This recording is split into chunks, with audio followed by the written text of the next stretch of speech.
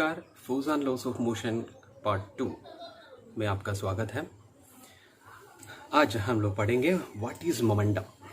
Momentum क्या है? Momentum एक नया शब्द होगा आपके लिए। तो मोमेंटम क्या है देखते हैं। उसके लिए मान लीजिए कि दो गाड़ियाँ चल रही है सड़क पे, दोनों सेम, दो कार है, दोनों अलग अलग वेलोसिटी पे है। पहला वाला कार जो होता है ये car A and car B. जो फर्स्ट कार है उसकी वेलोसिटी मान लो 60 किलोमीटर पर आवर, दूसरा कार है उसका वेलोसिटी मान लो 120 किलोमीटर पर आवर, और ये दोनों जाकर के सड़क पे लगे हुए कोई वस्तु पर, दीवार पर लड़ रहा है। तो आपको क्या अंदाजा है कि इससे वो दीवार पे कितने नुकसान पहुंचेगा, कितना कितना प्रभाव होगा वहाँ पे? तो दोनों में अलग अलग होगा ना। जिसकी वेलोसिटी 120 किलोमीटर पर आवर है, मतलब जिसकी वेलोसिटी ज़्यादा है उससे ज़्यादा क्षति पहुंचेगी, मतलब ज़्यादा नुकसान होगा। और जिसकी वेलोसिटी 60 किलोमीटर पर आवर है या फिर उससे कम है, उससे तो कम नुकसान होगा, है ना। मतलब जो गाड़ी तेजी से जाकर के किसी वस्तु पर या किसी दीवार पर लड़ जाता है उससे ज़्यादा खतरा होगा, उससे ज़्यादा नुकसान होगा, राइट। ये पहला कंडीशन। दूसरे कंडीशन में मान लीजिए कि ये ट्रक है, लॉडेड ट्रक है, जिसकी मास बहुत ज़्यादा है, और दूसरे कार है, दोनों एक ही सड़क पर पैरेलली चल रहा होता है। तो दोनों सेम कंडीशन पे जाकर के किसी दीवार पर लड़ जाता है। तब कैसे होगा? किससे ज़्यादा नुकसान होगा? पहली वाली गाड़ी पे ज़्यादा नुकसान होगा, क्योंकि ट्रक का मास ज़्यादा है, ज़्यादा मास होगा तो ज़्यादा नुकसान होगा ना। और जिसकी मास कम है उससे तो क्षति यानी चोट कम पहुंचेगा। तो इस दोनों एक्सपेरिमेंट से, दोनों एक्टिविटी से हमें समझ में आ रहा है कि जिस वस्तु की वेलोसिटी ज़्यादा है और वो ज़्यादा क्षति पहुंचा सकता है, या फिर उसका मास ज़्यादा है, तब भी ऐसा होगा।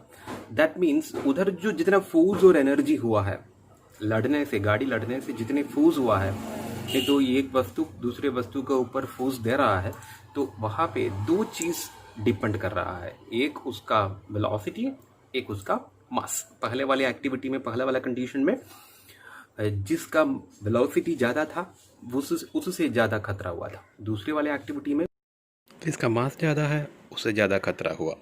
मास और वेलोसिटी दोनों बढ़ने से उसका प्रभाव पड़ सकता है। मास और मोमेंटम का प्रोडक्ट को मोमेंटम कहते हैं। Therefore, momentum is nothing but mass into velocity. The product of mass and velocity is called the momentum. तो मोमेंटम का आइडिया आपको समझ में आया होगा। कुछ भी हो, मास और वेलोसिटी का प्रोडक्ट होता है, उसे मोमेंटम कहते हैं। Momentum is the product of mass and velocity. तो मोमेंटम का आइडिया हो गया। अब हम लोग सेकेंड लॉ ऑफ मोशन पढ़ेंगे। सेकेंड लॉ ऑफ मोशन में ये बहुत ही जरूरी है, मोमेंटम। आइए देखते हैं सेकेंड लॉ ऑफ मोशन क्या है। What is second law of motion? तो पहला लॉ आप याद कर लिया है। फर्स्ट लॉ, ये body at rest remain at rest and a body in motion will continue in motion unless an external force is applied on it. अब second law of motion क्या है? सेकेंड लॉ ऑफ मोशन यह है, the rate of change of momentum of a body is directly proportional to the unbalanced force acting on the body. That means किसी वस्तु के ऊपर लगने वाले अनबैलेंस्ड फोर्स, उस पर लगने वाली जो मोमेंटम का चेंज को डायरेक्टली प्रोपोर्शनल है। मोमेंटम का चेंज का रेट को, rate of change of momentum, momentum का चेंज का रेट को, ठीक है। तो मोमेंटम क्या होता है? मास इंटू वेलोसिटी। मोमेंटम कब बदलेगा? मास इंटू वेलोसिटी मोमेंटम है, तो एक वस्तु का मास तो बदलेगा नहीं, वो परमानेंट होता है। तो फिर वेलोसिटी बदलने पर उस वस्तु का मोमेंटम बदलेगा, राइट। दैट मीन्स एक गाड़ी है, उसकी वेलोसिटी मान लीजिए 100 किलोग्राम है, 100 किलोग्राम का एक गाड़ी चल रही है, तो उसके मोमेंटम कब बदलेगा? उसकी वेलोसिटी बढ़ने पर बदलेगा, क्योंकि मास तो बदलने का कोई चांस है नहीं। तो ये वस्तु का मोमेंटम बदलने का मिनिमम कंडीशन उसकी वेलोसिटी बदलना होगा, ठीक है। वेलोसिटी बदलने पर मोमेंटम चेंज होगा। मोमेंटम चेंज का मोमेंटम चेंज का रेशियो डायरेक्टली प्रोपोर्शनल होगा फोर्स को। यह है second law of motion. For example, एक गाड़ी है, उसकी वेलोसिटी u और उसका मास मान लीजिए m है, तो m मास u वेलोसिटी से चल रही है गाड़ी, ठीक। कुछ देर के बाद उसकी वेलोसिटी बढ़ गया, v हो गया, वेलोसिटी v हो गया, मास उस समय भी m ही होगा। तो मास m और वेलोसिटी u, पहले इनिशियल वेलोसिटी, इनिशियल मोमेंटम हो गया m into you, momentum means mass into velocity. तो इनिशियल वेलोसिटी, इनिशियल मोमेंटम हो गया मास इंटू वेलोसिटी m u, और कुछ देर के बाद फाइनल मोमेंटम क्या हो जाएगा, फाइनल मास तो m है, मास बदलेगा नहीं, और वेलोसिटी बदल के v हो गया, तो फाइनल मोमेंटम mv। तो नया मोमेंटम mv, पुराना मोमेंटम mu। तो इसका चेंज कैसे निकालेंगे, mv माइनस mu, तो mv माइनस mu हो गया, ठीक है, mv माइनस mu। और रेट ऑफ करके जो भी बोलेंगे तो डिनोमिनेटर में t आना चाहिए ना, टाइम होगा, therefore mv minus mu by t, उसको कहते हैं rate of change of momentum. ये rate of change of momentum किसको डायरेक्टली प्रोपोर्शनल है, फोर्स को डायरेक्टली प्रोपोर्शनल है। ये है second law of motion. Therefore second law of motion के आधार पर लिखा जा सकता है F is directly proportional mv minus mu by t, that means mass into velocity, momentum का चेंज को, रेट को डायरेक्टली प्रोपोर्शनल है। तो सेकंड लॉ आप याद कर, the rate of change of momentum of a body is directly proportional to force. तो momentum का आइडिया आपको ठीक से समझ में आया होगा। अब हम लोग second law of motion clearly उसकी मैथमेटिकल चीज और डिस्कस करते। अब देखिए second law of motion. The second law of motion states that the rate of change of momentum of an object is proportional to the applied unbalanced force in the direction of force। इसको आप याद कर लीजिएगा। अब हम लोग इसका mathematical relation देखते हैं।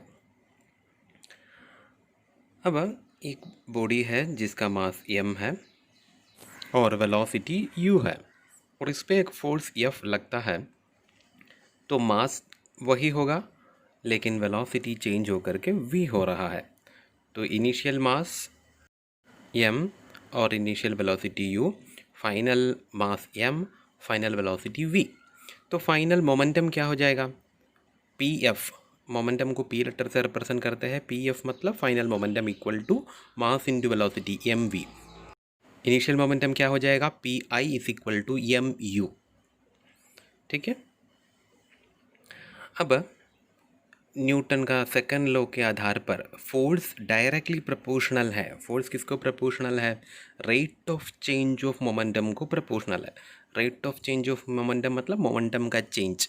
तो rate of change of momentum को लिख दिया delta p by T, that means f is proportional change in momentum, momentum pf minus pi। pf क्या है, final momentum, pi initial momentum divided by time t।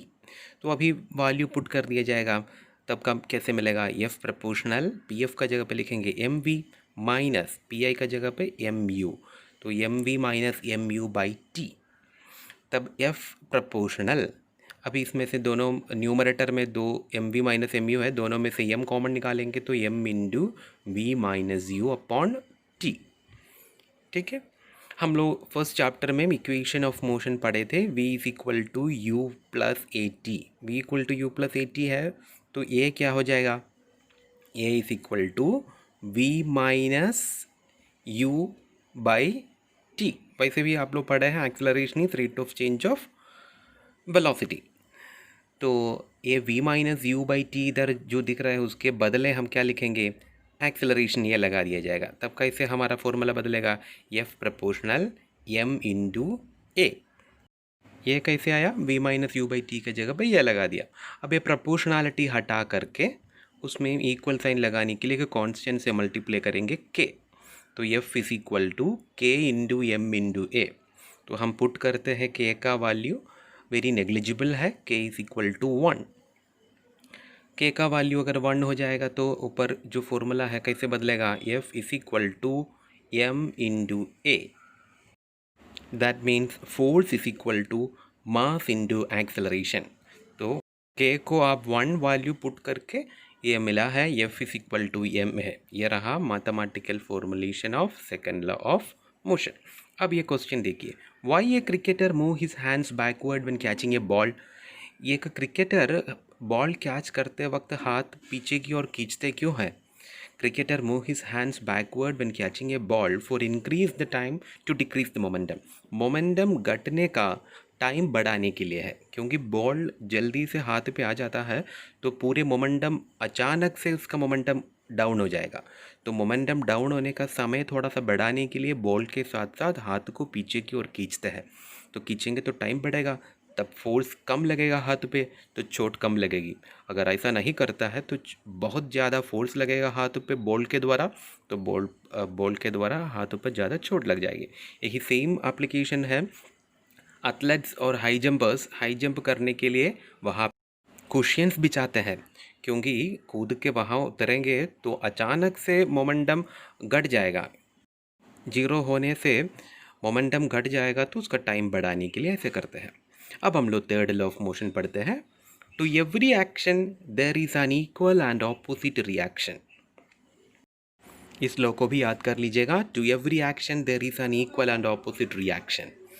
Her action को equal और opposite एक reaction होता है। हर action को एक reaction होता भी है, वो रिएक्शन इक्वल भी होगा, ऑपोजिट भी होगा। अब देखिए इस फिगर में, इधर पहला फिगर में एक गर्ल है, एक बॉय है। एक बॉय उस गर्ल का हाथ पर फोर्स दे रहा है, धक्का दे रहा है। तो फोर्स देने से कैसे होगा, इन दोनों कैसे खड़े हैं, दोनों लोग एक स्लाइडर पर खड़े हैं, व्हील लगे हुए हैं इनके पैर पे। तो आपको कैसा लग रहा है, ये बॉय के द्वारा एक फोर्स लगेगा गर्ल का हाथ के ऊपर, तो क्या होगा, गर्ल पीछे की ओर चली जाएगी और बॉय को कुछ नहीं होगा?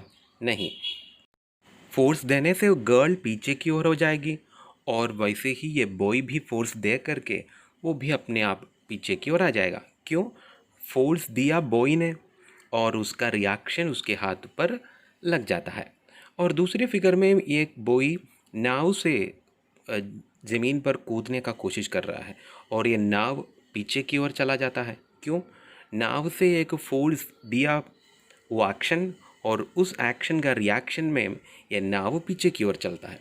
और नाव चलाते कैसे हैं? नाव चलाते हैं तो ये एक फेडल है, उसको पकड़ के पीछे की ओर फोर्स देता है, और फोर्स एक्शन है, पानी पे जो दिया हुआ फोर्स, आपके द्वारा दिया हुआ फोर्स एक्शन है, उस एक्शन का रिएक्शन में पानी नाव के ऊपर एक रिएक्शन दे रहा है, वो आगे की ओर का फोर्स हो जाता है, जिसके कारण नाव आगे चलता है। और चौथा फिगर पे देखिए, ये गाड़ी तेजी से आकर के दीवार पर लड़ रहा है, और गाड़ी के द्वारा जितना फोर्स दीवार पे हुआ उतना ही रिएक्शन, सेम और इक्वल रिएक्शन दीवार के द्वारा गाड़ी पे भी लगता है, जिसके कारण लड़ने के बाद गाड़ी खुद पीछे की ओर थोड़ा हट जाता है। और हम लोग पैदल चलते हैं, वहाँ भी न्यूटन का थर्ड लॉ है, उसका एप्लीकेशन है। कैसे? फोर्स हम लोग पीछे की ओर देते हैं, लेकिन मूवमेंट होता है आगे की ओर। फोर्स धरती पे दिया जाता है पीछे की ओर, तो धरती उसका रिएक्शन हमें आगे की ओर दे देता है, जिसके कारण हम लोग आगे चल जाता है। तो ये सारा थर्ड लॉ ऑफ मोशन का एप्लीकेशन है। तो थर्ड लॉ ऑफ मोशन के एप्लीकेशन आपको समझ में आया होगा। मोर एप्लीकेशंस और क्वेश्चंस लेकर के अगले वीडियो में आते हैं। आज के वीडियो में बस इतना ही, और आप ये लो याद कर लीजिएगा। और मेरा चैनल अभी तक सब्सक्राइब नहीं किए हैं तो सब्सक्राइब कर लीजिए। फिर मिलते हैं, बाय।